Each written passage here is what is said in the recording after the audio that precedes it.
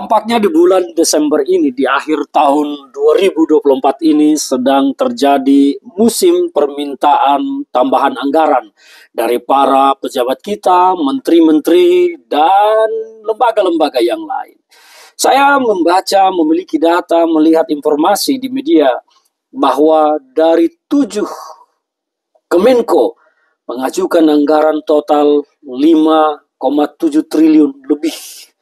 Itu 7 Kemenko. Ditambah lagi saya juga mendengar bahwa Kementerian Luar Negeri meminta tambahan anggaran 20 triliun. Kementerian HAM 20 triliun. Kementerian Pariwisata juga sekitar 2 triliun. Dan lembaga-lembaga yang lain. Banyak sekali saya melihat permintaan-permintaan penambahan anggaran untuk para kabinet kita ini. Wajar memang, menurut saya adalah hal yang wajar bahwa bekerja itu memang harus memiliki anggaran. Dan kalau kita perhatikan memang APBN 2025 yang dirancang masih dengan nomenklatur 34 kementerian. Belum sesuai dengan kementerian yang ada sekarang, yaitu sekitar 49, dan bahkan kalau bertambah lagi Kementerian Pendapatan Negara, Pemasukan Negara akan menjadi 50 lembaga kementerian. Sangat gemuk sekali, dan tentu semua akan mengajukan anggaran masing-masing. Ya, jadi apa yang terjadi sekarang ini, saya melihat gerak kabinet ini bukan akan semakin lincah, tetapi kegemukan dan akan membuat lamban, dan tentu akan membutuhkan besarnya anggaran untuk membiayai pemerintahan ini ke depan. Tetapi kita belum tahu apa yang akan didapat oleh masyarakat. Kita hanya baru bisa menaruh optimisme, menaruh harapan, memberikan harapan kepada pemerintahan ini karena memang baru berjalan sekitar 2 bulan.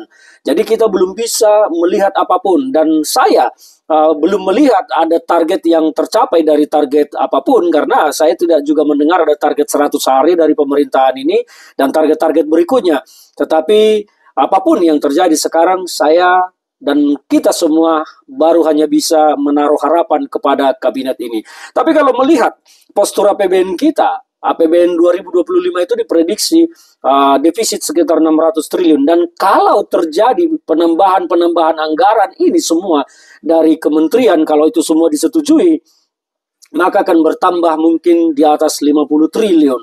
Maka defisit anggaran kita akan membengkak dari 600 menjadi sekitar 650 triliun atau mungkin bisa lebih.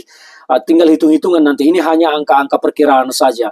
Jadi beban negara kita akan semakin berat. Saya tidak mengerti sekarang apa ya cara yang akan dilakukan oleh pemerintah untuk menutupi, menambal defisit anggaran yang cukup besar ini, selain dengan menaikkan PPN dari 11 menjadi 12%. Ini adalah beban yang ditambah kepada masyarakat untuk membiayai anggaran pemerintah, anggaran negara. Kenaikan PPN itu akan tentu berdampak dan risiko besar terhadap perputaran bisnis di lapangan dan beban kepada masyarakat kita, karena tentu harga-harga akan naik, produksi-produksi juga akan menaikkan harga, manufaktur kita juga akan terpaksa mau tidak mau harus menaikkan harga untuk menutupi beban pajak tersebut.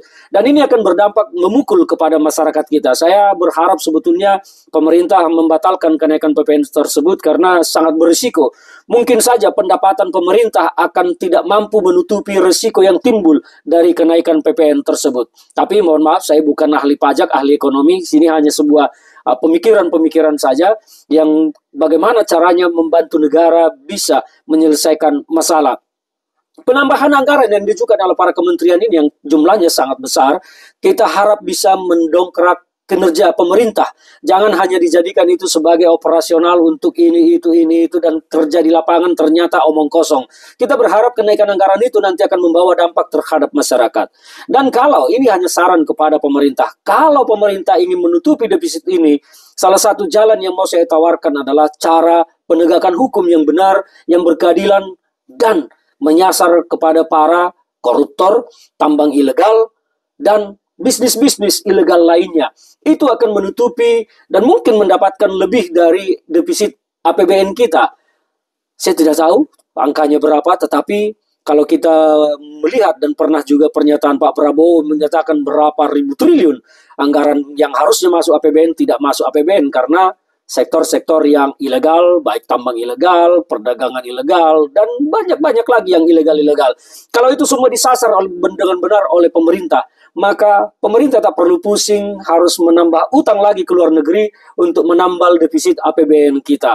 Ini adalah saran, tetapi apakah pemerintah berani melakukannya? Apakah pemerintah dan penegak hukum akan mau menegakkan hukum secara benar terhadap para pelaku-pelaku yang ilegal tersebut? Inilah keraguan saya. Dan apalagi ya?